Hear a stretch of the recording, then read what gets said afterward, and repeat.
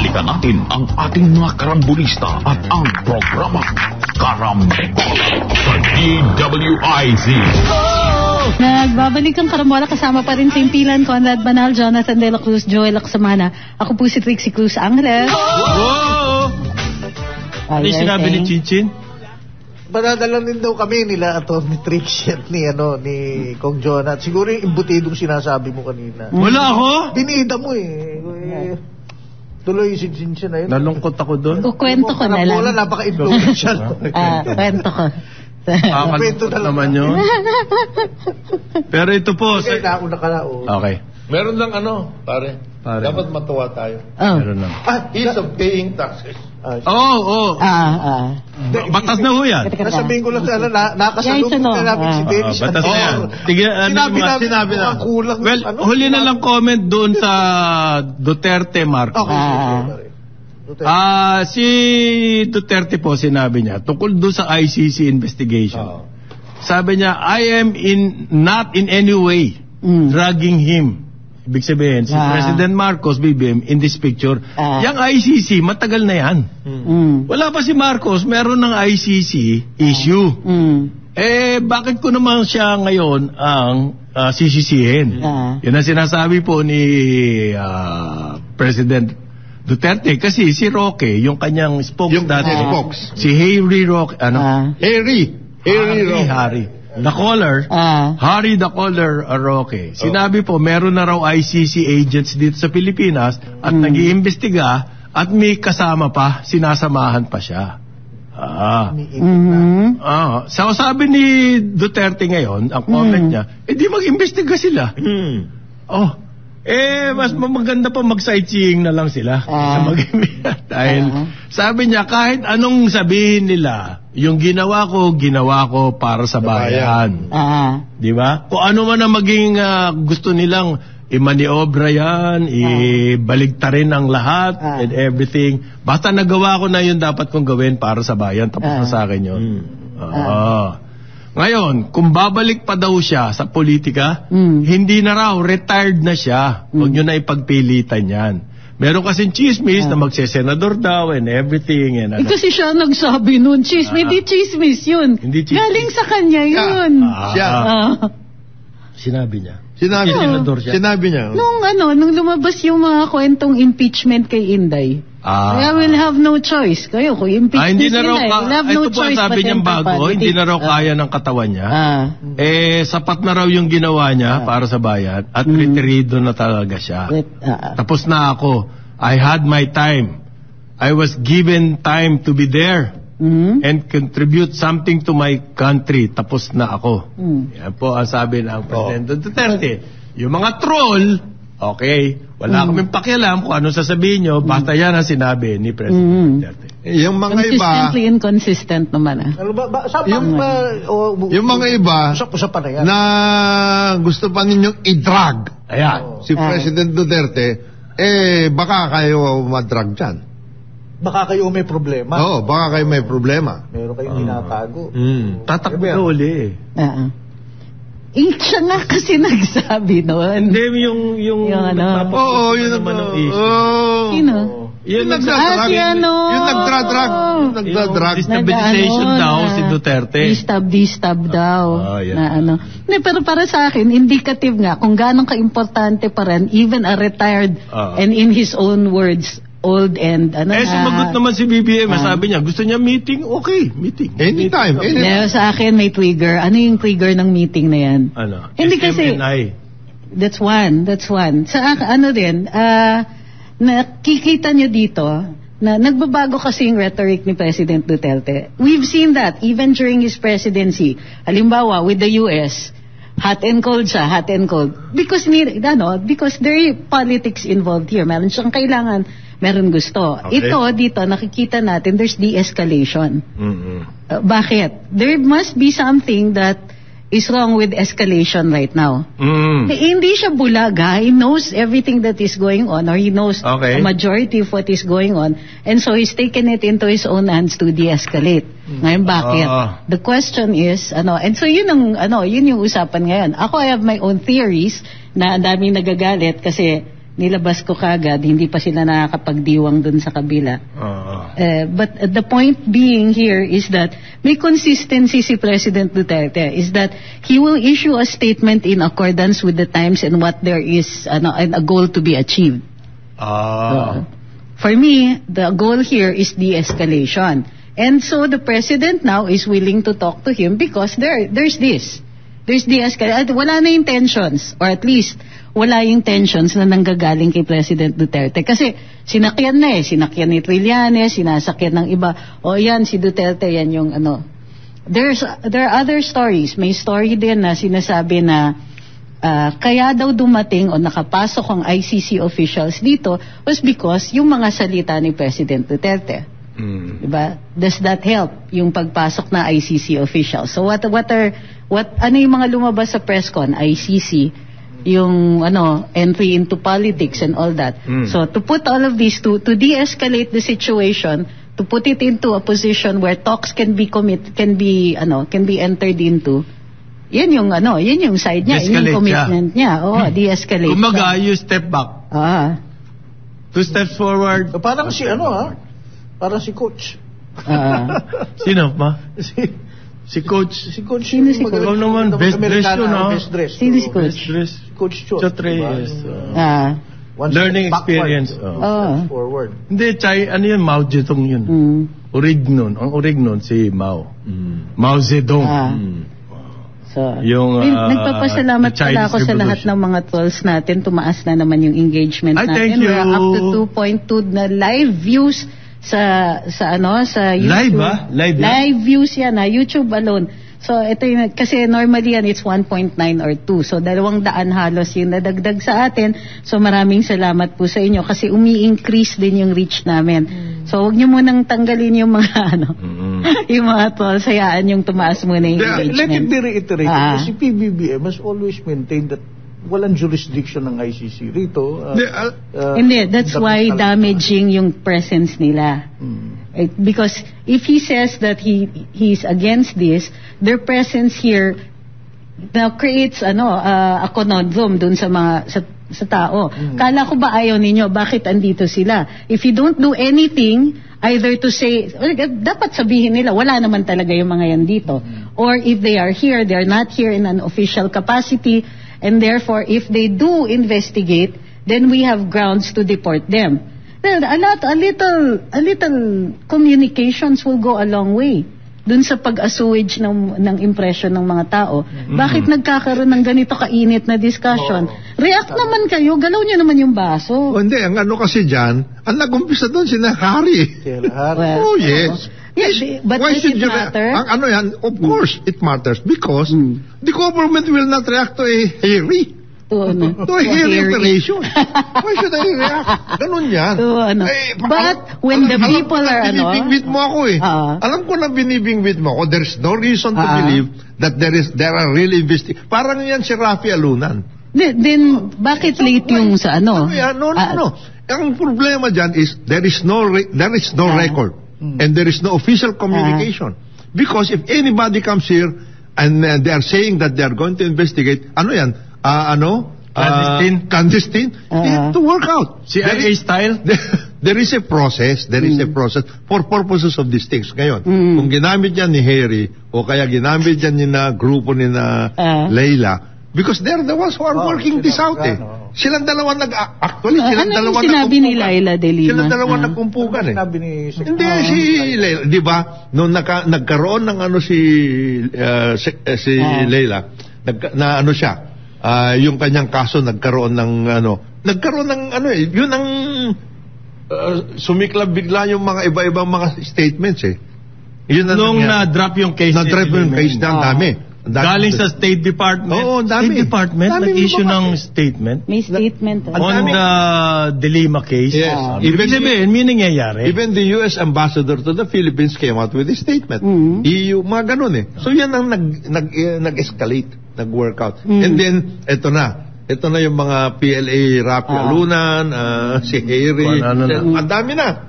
No, but the fact remains, ang talagang issue po dito, si Duterte, kaya siya na-involved dyan, dahil siya, ama ni Sara.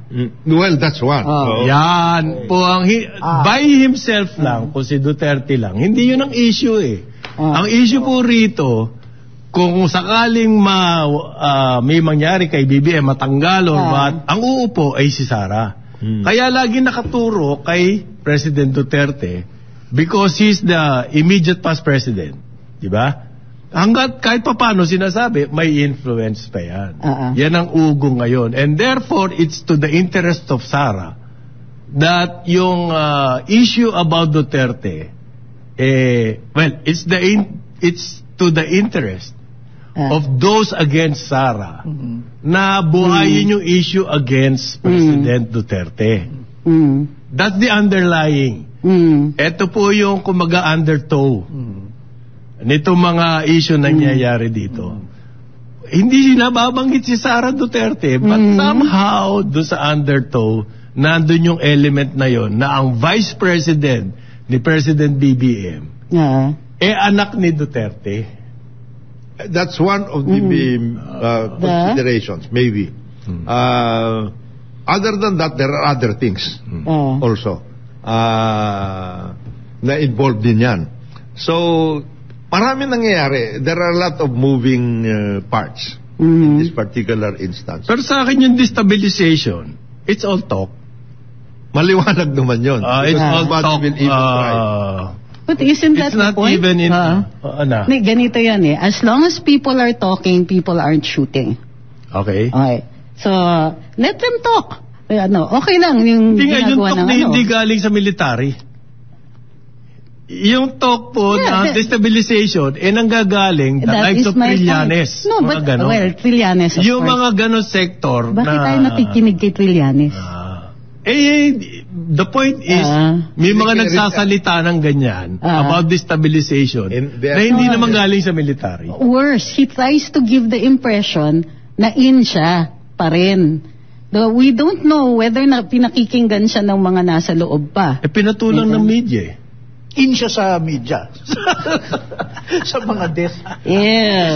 Pinatulan ng media Yun kaya there's talk of destabilization. Yung sinasabi mo nga lang, yung underlying, all of that would be, in one's PR stroke would be, easily counted. Yung may mutual na exchange, na maganda pa rin ang relationship ni BBM at ni VP Sara. Meron sila sa isang event na sila nagtatawanan, yung mga ganyan. So that immediately, okay, patay na. That would immediately write off all of that fears. Pero napakaaga nito for 2028. Ang dami pa natin problema dapat isolve. Kaya si Trillanes at si Harry kasi. Hindi kasi tatakbo si Trillanes, I'm sure. Gustong bumalik niya na sumisilip-silip. Naka-banner ba? Banner! Ang destabilization. Ano bang kapit ni Trillanes sa kanila?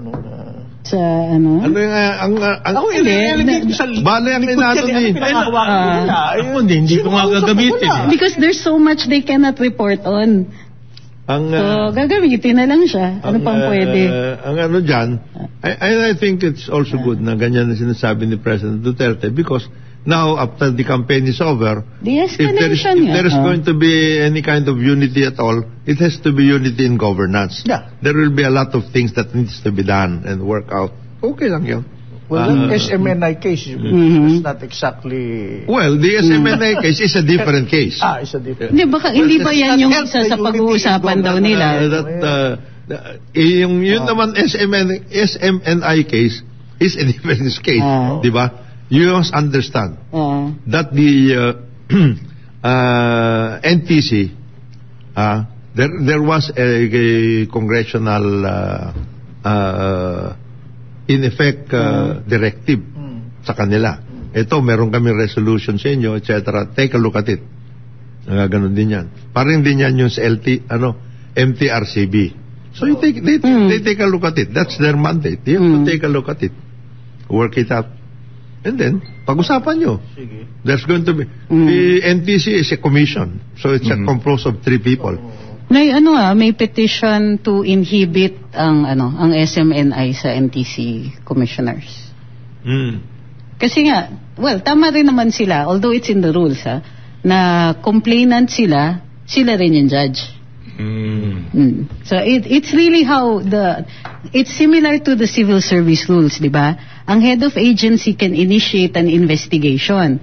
Yung nag-initiate ng investigation, pwede rin private complainant within the office. O kunwari, siya yung nadehado and so on. So I think that the NTC really patterned it that way na civil service. However, dahil merong substantial na nawawala dito, such as but not limited to the right to broadcast, then hindi talaga na pwede na the same people who are complaining against you will also be the judges. So nag-file sila ng petition with the Supreme Court to inhibit itong NTC commissioners and siguro appoint or recognize a different body in instances like this. So anyway, alam mo nagsimula lahat yung mga issue na yan. Wala naman si BBM eh. Walang issue against or for BBM nung nagsimula itong lahat ng mga usapin na to. Yung SMNI, malayong-malayo sa kanya yan eh. Ngayon, siya na ang biglang nasa sentro. Paano nangyari yun? Bakit si BBM na ngayon ang issue? Because Congress dropped the ball. Hindi ba? Hindi naman siya ang issue dyan. Ang issue po niya noon sa Kongreso. Aakyat ba yan? Aakyat ba yan kay Presidente if hindi ganon yung palabas ng franchise hearing? Pwede. If they had acted more circumspect, more, kahit projection man lang, alam naman namin hindi kayo objective. So ngayon, gusto rin makipag-usap ni President Duterte kay BBM regarding the SMNI issue. Bakit si BBM ang kailangan kausapin? Hindi naman, wala naman siyang involvement dyan. Wala siyang, di kapirasong, wala siyang... Are you saying that the President should not have... Pwede namang i-ignore ni Presidente as he has been doing. Hindi, sabi niya, kakausapin ko siya. Hindi, sabi niya, I am willing to meeting. Iba yun. Hindi nga, okay. Ito ang point eh. Itong issue na to, nanganak, lumaki, umabot na kay BBM. Hindi dapat nangyayari yan dahil ang Presidente mas marami pong bigger issues that should be facing. Yung mga ganyan na parang nitpicking. Presidente pa ba magsosolve niyan? Yan ang objection ko dyan eh. Let the agencies solve themselves. Yes. Ang problema niyan, House ang may problema dyan dahil ang binanata ng SMNI yung speaker. Ngayon, ang problema na kay BBM na. Siya na kailangan makipag-usap. How did that happen? Because ang nangyari, President Duterte, mahilig siya one declarative statement just immediately finishes it all. Hindi ang declarative statement. Kaya nga nagkaroon ng ganyan na dahil NTC and MTRCB, they acted on their own. No. Both of them were responding to a resolution delivered by Congress. Of course, they were responding to a resolution. So they were acting. They had to act because there was a resolution. May reso, pwede na, dapat naman talaga. There is a resolution. Any resolution coming from Congress, and you know that's coming from Congress, you have to act as an agency. Pinakaramdaman muna nila. Kung anong mangyayari sa inyo. Di ba? Ngayon, nag-act sila. Then, they have to work on that basis. Ngayon, whatever is it, halimbawa kung SMNI, I am the lawyer, Rolex Suplico is the lawyer of SMNI right now, of course. Who is actually a good lawyer, very good lawyer. Pumunta siya. Then he challenged the NTC decision na mag-ano doon sa Court of Appeals. Pumunta siya sa Court of Appeals. Sabi ng Court of Appeals, wala pa yan. You have to have an MR. Mag-usap kayo dyan. Tapusin nyo muna all these processes, including the MTRCB. Ganun din. Tapusin mo yan. Meron ako in other words, there are certain procedures that you have to work on. Ngayon, do you want kailangan ka ba mag-respond sa congressional resolution? Nasa sa iyo yun. If you want to respond it. They responded. Pero yung, sisitahin ko lang yung congressional resolution. Bakit lumabas yung congressional resolution? Napakalaki ba talaga ng kasalanan ng SMNI? Na merong isang maling figure na ganun ba? Kamukha ba yan ng ABS-CBN na kinamkam yung property ng government o hindi nagbabayad ng tamang buwis. Decades. And ganun ba? Ganun ba kalaki yung kasalanan ng because of the underlying portent of that you mentioned? Underlying. Ikaw naman. Hindi, ako, I would have preferred that they had conducted... Araw-araw nagkakamali ang media, by the way. Yeah. At mas patitindi pang pagkakamali kesa dyan. Lalagay sila ng erratum sa page 5. Oo. Gagawa nila ng ganyan. Pakita mo na sa MTC. Ito, MTC. Nag-imbestiga na, pinaliwanag ng SMNI kung saan galing yun. And everything. Hindi ba? So, pero pinalaki pa rin ng pinalaki ng house. Oo nga yun ang hindi ko maintindihan dito. Parang runaway train dun tuloy-tuloy, no? Hindi na alam mo. So ngayon, involved na ang NTC. Na-involved na ang NTC, na-involved na kung sino-sino. Nakarating pa sa presidente. Walang nakaawat. Pare, if you're talking about the legislature, things happen. Okay. Just to give you an example. Okay. In the case of the reclamation. Yeah. Sino nagreklamo doon? Si Cynthia. Nag-respond. Lumaki na lumaki. Ganun lang DANR. So, pinalaki nila. Everybody, it happens. What I'm trying to tell you is, this happens. These things happen. So, nasa sa handling mo na yan. How to work it out. Ibig sabihin ni Jonat, ang issue po sa House, sa Senate, merong dyan, it takes a life of its own. Na hindi mo na, eventually, hindi mo na makontrol kung ikaw yung nagsimula ng issue na yun, hindi mo na makontrol kung saan papunta yan. Ganun ganyan na nangyari dito. It took a life of its own at nanganak na nanganak. Kung yung snowball, umiikot na ng umiikot siya, lumaki na ng lumaki. Yan. Kaya rin dapat mag-iingat ka kung meron kang gusto ipakulo. Mga ganon. Baka kung saan umabot. Baka kung saan. Hindi mo makontrol yung... Hindi mo makontrol yung And you think this is... Ngayon, nag-snowball na, si Presidente na involved. Umabot doon. Paano nangyari yun? And it can... So, in short, kaya... Well, meeting na lang. I agree. Kasi... ano yan? Presidente na eh. Presidente na ngayon? Ang mangyayari... Lit-lit na bagay. Ang nangyayari dyan, kung Congress dropped the ball. Hindi mo na makukontrol, it's your wrist. In other words, pwede kang... Sa'yo din ang latay niyan. Ang latay niyan sa'yo. Kasi sasabihin, puta na, ikaw naman napakaliit na bagay, ganyan pa ginawa mo. Ganun na mangyari ito. Para rin yan yung nandidya. It's the nature of the thing for that purpose. The nature of the beast. Kaya tingnan mo sa US, yun sa...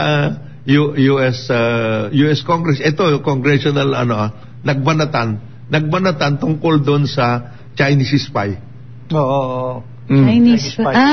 Yung sa maliliit lang, nagbanatan lang sila. Ayan na, hindi na natigil na. Ayan na.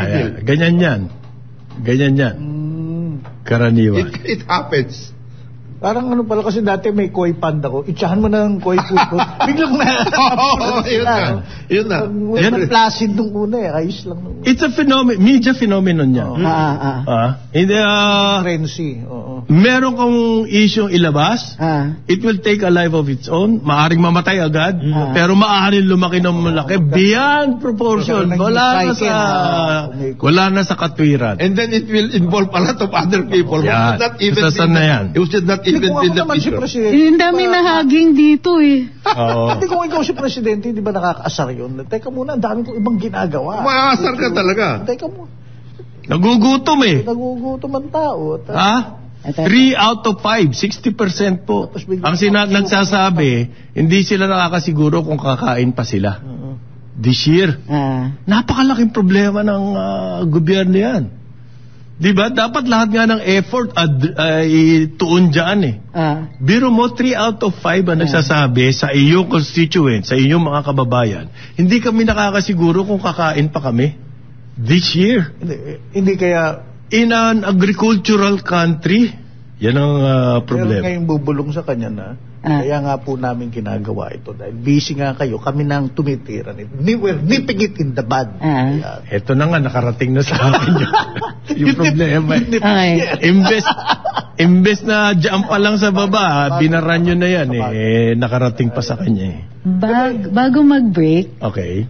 Meron tayong, ito babatiin natin kasi 92 years old na po This is, Bata-bata, Oo.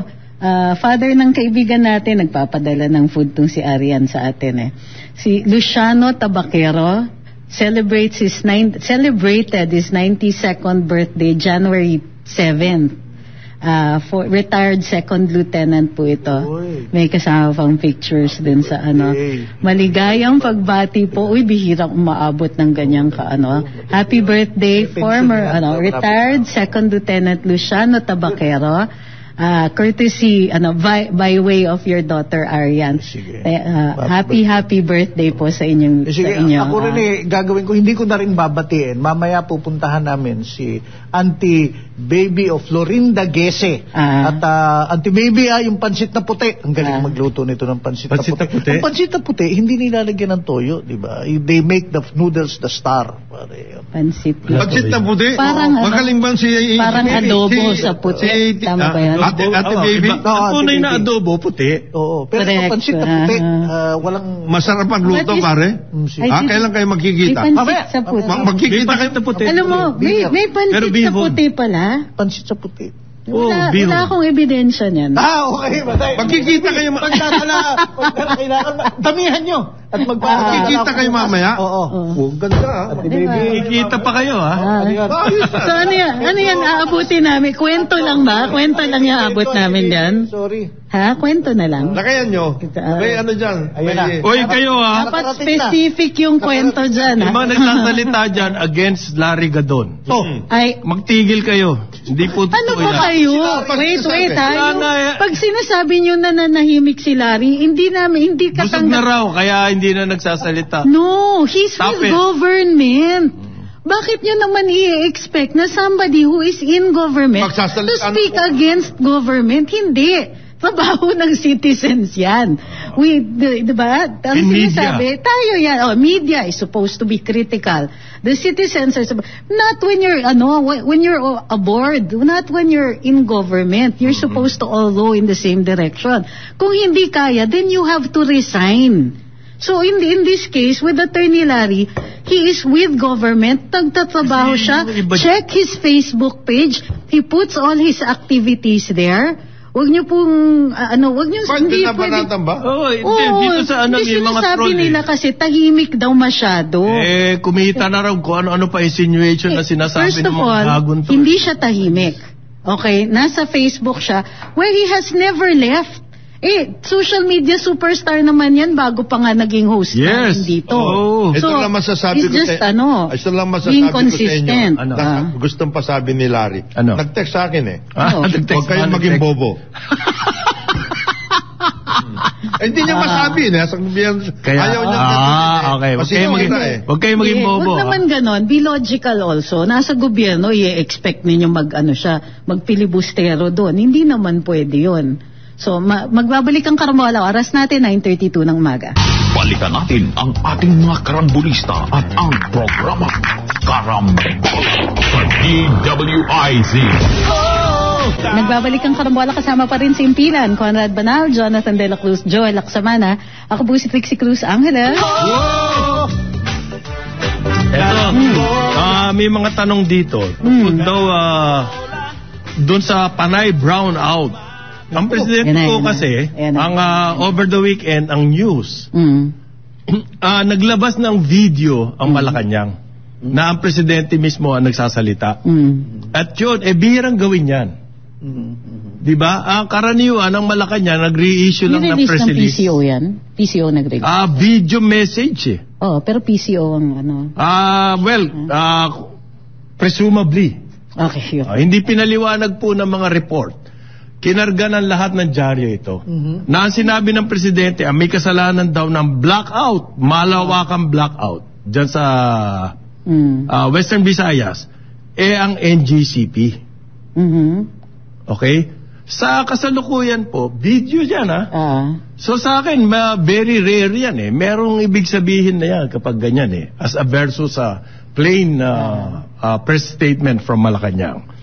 Ang sinasabi po ng presidente, NGCP daw ang may kasalanan dahil meron daw crucial na 2 oras Papaliwanag ko yan mamaya. Ano ibig sabihin niya lang? Crucial lang 2 oras. Na-miss ng NGCP yung opportunity na yun. Oo. Okay? Yun po ang buong punto ng Presidente kung bakit sinabi niya nakasalanan ng NGCP. Ito yung analysis niyan.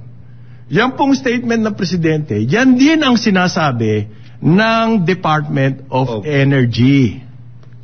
In other words, inayunan po ng Presidente yung sinasabi ng Department of Energy. Ngayon, ang kailangan i-analyze natin, ano yung position ng Department of Energy.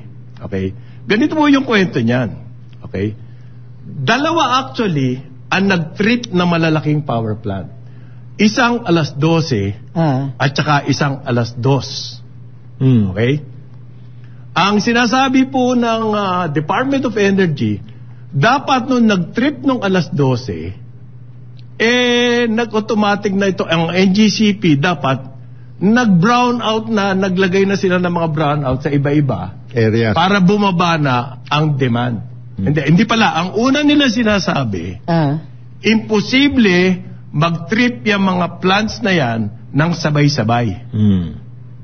Okay? Yan po ang sinasabi ng Department of Energy. Ng Department of Energy. Imposible daw na magsabay-sabay mag-trip yan. Kung walang mali sa transmission. Yun ang unang statement nila. So, lumabas ngayon ang facts. Yung statement ng Department of Energy na yun, speculation. Sinabi lang nila, imposibleng mag-trip yung sabay-sabay na plants na yan kung hindi kasalanan ng transmission. Nagkaroon ng trouble sa transmission. It was conjecture. Yeah. It was a bookish kind of arrangement. Di ba based on it scientific was an expertise o ano? It was an academic nilabas ngayon na NGCP yung facts. Okay. During that time, okay, walang volatility sa transmission. Yan po mangyayari yung tripping kapag sobrang unstable ng kuryenteng umaandar sa transmission, diyan magkakaroon ng tripping yung mga power plant. So at that time, it was stable. Nung nakita ng Department of Energy yan, nagbago na ang tono. Hindi na sinabing kasalanan ng transmission dahil imposibleng mag-trip ng sabay-sabay ang planta. Ito na yung kanilang punto. Between 12 o'clock, nung nag-trip yung planta na isa, at yung pangalawang, yung pinakamalaking planta na tumatakbo noon ng 2 o'clock, dapat itong NGCP daw, forcefully, nag-brown out na sa ibang lugar. Halimbawa, buong Antique. Para hindi mag-trip yung iba. Ibig sabihin po ng Department of Energy dyan, dapat may crystal ball yung NGCP. Dapat nung nangyari yung 12 o'clock, dapat nakita nyo na sa crystal ball na mangyayari yung 2 o'clock. Kaya dapat kayo, mag-brown out na kayo sa ibang lugar. In other words, manage the demand. Diba? Ito lang po ang kaya nung power generating Okay? Kapag lumagpas dyan ang gumagamit, talaga mag-trip yan. Ang problema, nung nag-trip yung 12 o'clock, manageable po ang situation. Okay. So bakit ka mag-brown out? Di katakot-takot na trouble yan. Katakot-takot na investigasyon. Bakit kayo nag-brown out? There's enough power. Lumabas na there was enough power even after nag-trip yung 12 o'clock. Yun ang lumalabas. Kakayanin pa. Okay? Tapos nung dumating yung 2 o'clock na nag-trip, in other words, ito po yung pinakamalaking power plant. Nung nag-trip yan, wala na. Sunod-sunod na yun. Nangyari. Ang tanong dyan, bakit nag-trip yung power plant na yun? Itong power plant po na to, Palm Concepcion Power Corporation. Kaya Palm Concepcion yan, sa Concepcion, Iloilo. Nakalagay yan. Okay. Ang may-ari po niya ay yung grupo ni Walter Brown. Okay? Ang grupo po ni Walter Brown, dating kapartner ni Enrique Razon sa NGCP.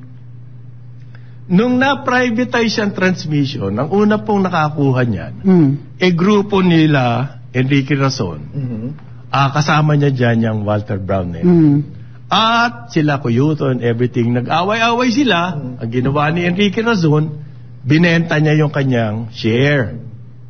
At kumita naman siya. Ang nakabili po niyan, ang SM Group. Big Boy. Si Big Boy. Yan ang nangyari. Yan po yung PCPC na yan, yung Palm Concepcion Power Corporation. Ito ang sistemo. Yung mga ibang power plants, alam nyo po kasi ang generating plant, pag nag-trip yan, ang makakabalik yan within 4 to 6 hours. Yung 6 hours, matagal na yun. So yung mga ibang power plant na nag-trip, nakabalik agad. Okay. Alam mo, kanya tumagal yung power failure. Dahil ito pong Palm Concepcion, nakabalik ito sa grid. Almost 3 days. 2 days and a half. 2.5 days. Parang 2 days and 12 hours. Bakit ang tagal? By the way, it's the same power plant na nag-shutdown po unscheduled, tripping ang tawag dyan. Nung nakaraan. Nung Abril. Abril. It's the same power plant. Magandang imbestigahan yan. So, I think, huling bilang ko po, merong something like 5. Who will conduct sino ang regulatory agency dyan? ERC? Nag-iimbestiga ang Department of Energy. Nag-iimbestiga ang ERC. Mag-iimbestiga ang Senado. Mag-iimbestiga ang Kongreso. Nag-iimbestiga ang NGCP. Okay. So 5 talaga. Marami pang ibang Ultimately, who is the regulatory body? ERC, di ba? Well, DOE. Yeah. No, but the ERC is independent of the DOE. Ang basically kasi ang ERC, ang kanilang technical expertise is rate setting.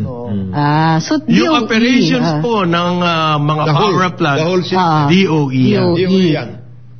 So it's the ball is with the DOE. Kaya ang DOE, ang paliwanag nila una, very conjecture. Pangalawa, dapat may crystal ball. Okay? Ang hindi ko gusto, isinubo pa nila sa presidente yun. At nag-press release pa ng video. Something is happening here. Na hindi pa ho natin naiintindihan. Ano bang? But the actual situation in our power system, kulang na kulang po talaga ang ating power generation. Okay, yan ang So establish yung facts na yun. Number 1, yung the first when the first plant shut down. Kaya pa. There was a still stable supply. Yes. And then after 2 hours biglang itong pinakamalaking planta nag-shut down. That tripped everything. Pero after a while bumalik yung iba diba? Ilang oras din? 9 hours, mga ganun. Hindi nila kaya na. Because this is the biggest plant. Yung balik na yon, hindi naman buong grid masaserve mo. Yes. Portion by portion. Ang sinasabi po ng DOE, dapat nung nangyari yung 12, dapat nagpa-brown out na kayo kung sa saan lugar. Bahala na kayo. Play God, magpa-brown out na kayo para ma-manage daw yung supply. Yung yun demand. Yung window na sinasabi ng Department of Energy. Ba't hindi nyo ginawa? Parang ganon sinabi. By the way, hindi po si Popo Lutilla nagsasalita dito. Yusek lang. What does that mean? What can you conclude from... Si Sharon yun. Si Sharon nga Ang makukonclude ko po rito, may agenda to or they don't know what they're doing. Nakapag ganyan ang asta ng Department of Energy, wala pang investigasyon, wala pang lahat. Sinisi na agad ang NGCP. At malayo to sa argument ni Aluna na gawa-gawa ng Chinese yan. Hindi gano'n. Sa dress rehearsal. Something big happening. Ngayon, naging problema na ng funding. Dahil gusto na ng Maharlika, yung pera nila, bilhin na raw yung Ang bilis mag-analyze ni NGCP. Yan ba ang purpose ng Maharlika? Tumatakbo ng matino yan yung transmission na yan, ilalagay mo lahat yung pera doon. Knee-jerk si Kunsing, so para sabihin kagad yun, yung knee-jerk? Oo. Ikaw naman. Unang-una daw na set ng NGC. Hindi, umanap na ba? Mabigat na sitos namin. Hindi. Kailangan responde. So it's now a funding problem? It's not a technical problem? Hindi. Separately. Kumusta naman ang Maharlika Fund? Naka-start na ba sila? Ay, na-desisyon na raw po. Ang unang-unang desisyon, magkano compensation ng mga... Mahalaga po yan. Yung mga magtatrabaho dyan. Yung mga board executives na decide na yan. Isa yan dun sa concerns ng alleged concerns, okay? Ng military natin. Hindi kasi compensation kagad. Inaano nila, no? Whether it's fair or not. Naman, hindi ba importante yun, parin John? It's a legit. Na-decision na raw ang compensation. How can you get credentialed? People. Uy, grabe kayo dito sa mga to. Kung walang how can you entice them from the private sector to work? If they don't. But now that that's out of the way, may compensation na sila. Okay na ba? Na-set up na ba yung agency? Meron na ba tayong work? Mase-set up na po yan dahil may compensation. Grabe kayo. Ay, matino yung tanong ko, ha? Bakit sinasabi mo na yan ang isa sa concern ng mga tao sa AFP? Hindi kasi nga, hindi pa nila nakakalimutan yung sinabi ni DOFSEC na kailangan ng pera. Kaya kailangan bayad naman kayo. Siyempre hindi yan na-erase. Kaya ko lang naman nasabing pero NGCP, transmission. But that's not the problem, di ba? Talagang tunay na problema. Kailangan natin yung source. Mga infrastructure. Mas maniniwala pa ko, this is the game plan. Natin po. Yung sinasabi ni John, yung LNG, very reliable yan. Base load dyan. Pwedeng gawin base load. Ang problema kasi ngayon, ang concentration ng ating Department of Energy, solar. Renewable. Renewable. You know how unstable that is? Reduce our carbon footprint. Grabe yung volatility ng transmission mo kapag takpan lang ng ulap yung iyong solar plant. Hindi naman. Ambient light also is may rin sa ambient light. In other words, if it's daytime, meron yan, mag-generate yan. But not in the manner na base load. Na base load. Hindi pang base load. Diba? At malinaw yung instructions ni Presidente. We have to get the right mix. Ibig sabihin, yung traditional generation plus yung renewables. Hindi mo pwedeng buhusan kagad yung renewables without taking care of the traditional sources kasi hindi ka makaka-transition.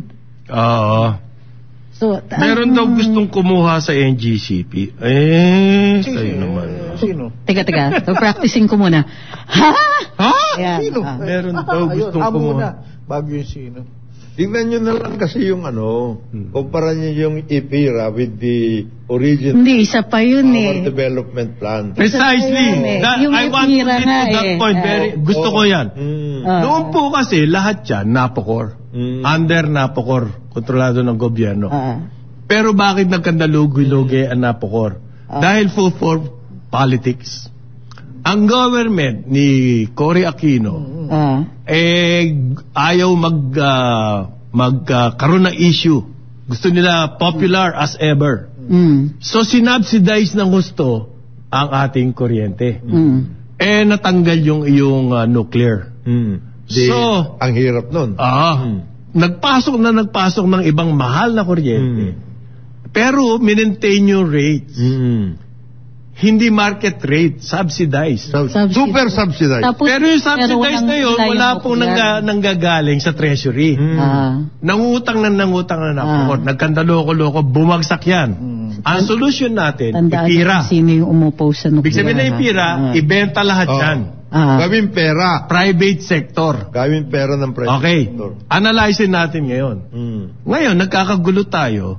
Pero private sector, ang interest nila po, kumita ng profits. At hindi lang basta-basta profit. Huge profits. Super. Okay? are we better off? Na-solve ba yung problema natin sa power ngayong private sector na? Magkano lang per kilowatt hour dun sa iba? 24 sa Bino. 24. Oh my God. At yun pa yung pero rational pa yun considering na yun nga kulang ang equivalent sa po ng power generation. sa Malaysia ay 5 pesos per What? hour. Hindi nga. Pero wait, not fair kasi meron silang oil. Hindi, subsidized. Subsidized ang power nila? Ang power po, kahit meron silang oil? subsidized yung 5%. Sa atin, 15 pesos. Ang on the average, ang power rates natin. Sa Malaysia, 5 pesos. Yung kaya nila 5 pesos, yung 5 pesos doon, subsidy po ng gobyerno. At yung another 5 pesos, parang subsidy na rin, kasi hindi nila tinatax. Oh. Okay? So kaya 5 pesos. In Pwede other words, yung 10 Hindi pesos sagot ng Estado. yung industriya. Yung mga materyales na, halimbawa oil, halimbawa coal, sa atin, katakot-takot na tax yan. Kaya 15 pesos tayo. Yun ang difference. 15 pesos per kilowatt hour sa atin sa Malaysia. Kung ikaw ngayon investor, saka pupunta. Di sa Malaysia. Okay? Ngayon po, yung sinasabi ni Jonathan, na yung programa noon ng energy para ng Napocor, planchado yan eh. Yes. Ang problema, nagkabaku-baku itong Napocor because of politics. Sa subsidy, don't forget, it was politics also that took down the nuclear plant, ha? Basically. Diba? So, huwag niyong kalimutan kung sino yung nag-oppose even in the nun. private sector, is asking, are we better off na nagkaroon ng EPIRA? Are we better off? Yan po ang malaking question. Kapag nag-hearing itong kongresong ito tungkol sa nangyari sa Panay, dapat lumabas yung tanong na yan. Yung issue. Are we better off? Hindi, well, dyan nila papasok kaya nga constitutional, chacha. Part to make it ng... more attractive. Chacha na kayo na. Ang ano niya,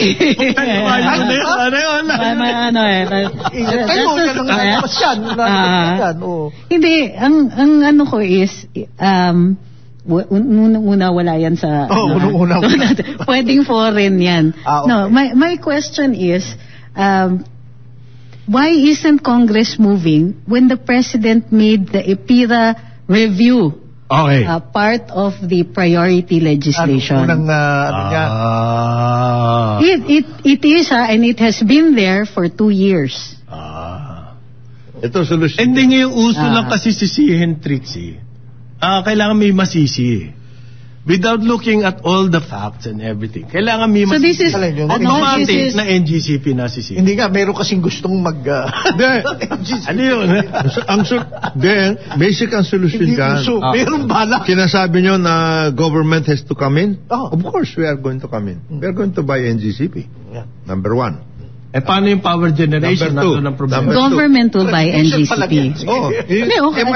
MIC. Number 2. Talaga ito, Meral ko, magulo to eh. I-think over natin yan. We will know. Kaya pala naiyak si Parang Diyos. Magulo yan, ha? Magulo. Grabe kayo. We will still partner with the private sector, but we are going to divide the franchise. Into 3. Solution yan. Wow. Okay. Meralco, ha? Paano yung power generation?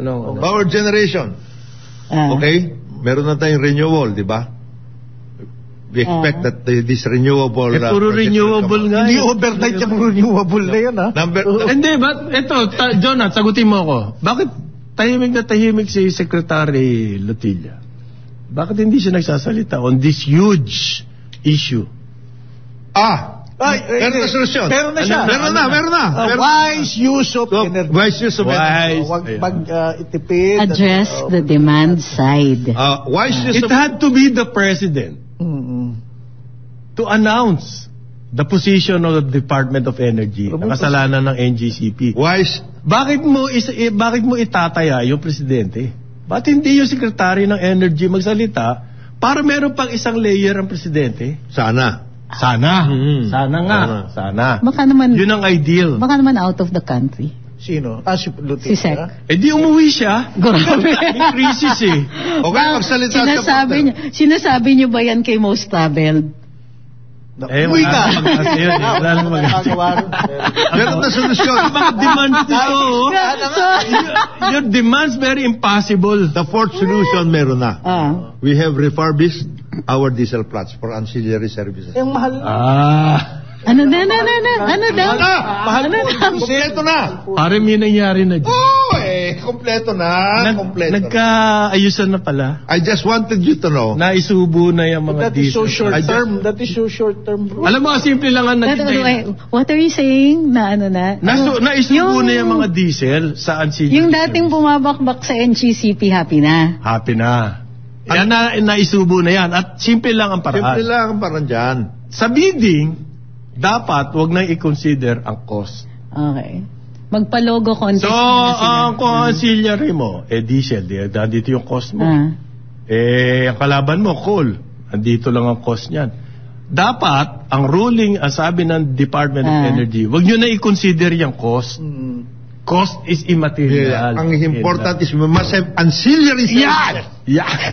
And that is the reason why. So, nakabalik. Hulaan nyo sino pinakamalaki nakuha doon sa bidding. Bind ng ulo. Sino pinakamalaki nakuha sa bidding. Basta ako, sinasabi ng aking mga kaibigan from Occidental Mindoro, okay na kami. Okay na kami. At 24 pesos okay na kami. Kilowatt. Hindi na kami nagba-blackout. Okay na kami dito. Pero tiisin nyo yung 24 pesos. Hindi na kami nagba-blackout. Bueno, ngayon. Di ba? Oh my gosh. I hate that. Presidente natin, kawawa naman. Sorry. Happy birthday uli kay retired Second Lieutenant Toquero na daddy ni Ma'am Arian. Baka pwede kami maki-birthday cake sa inyo. No. Happy 92nd birthday, ha? Okay. So, maraming salamat. Hindi pa po tapos itong problema natin sa power, by the way. May pahabol pa. Hindi, darating at darating. Na magkakaproblema tayo. At sasabihin ng Department of Energy, yellow alert lang. Para hindi masyadong nakaka-depress. Kayo naman, you have to think of the people's welfare. Okay lang yung depression eh. Ang ginaalala ng business, baka magtataya sila ng billion-billion. Tapos mawawalan ng kuryente. So paano yung game plan ngayon sa foreign direct investments with this development in power? May target na si DTI. May target na. May target na si DTI. Paano yung announce nga ng pledges? Paano yung target? Trillions in pledges. Tsaka cha ang iniisip ng Kongreso. Kompleto na. Okay, maraming salamat sa pagsubaybay sa karamdaman nitong araw na ito. At tabayan ng susunod na programa, Run the Pilipinas with award-winning Puno-punuan na bangon sa bakit? Kulang yung ebidensya. Dennis Antenor Jr. On behalf of Conrad Banal, Jonathan De La Cruz, Joel Laksamana, ako po si Trixie Cruz Angeles. Sumainyo ang programang Karambola sa DWIZ. Hanggang sa muli, tayo'y magbabalik upang ihatid ang pagtalakay sa iba't ibang mga issue. Dito pa rin sa programang Karambola sa DWIZ.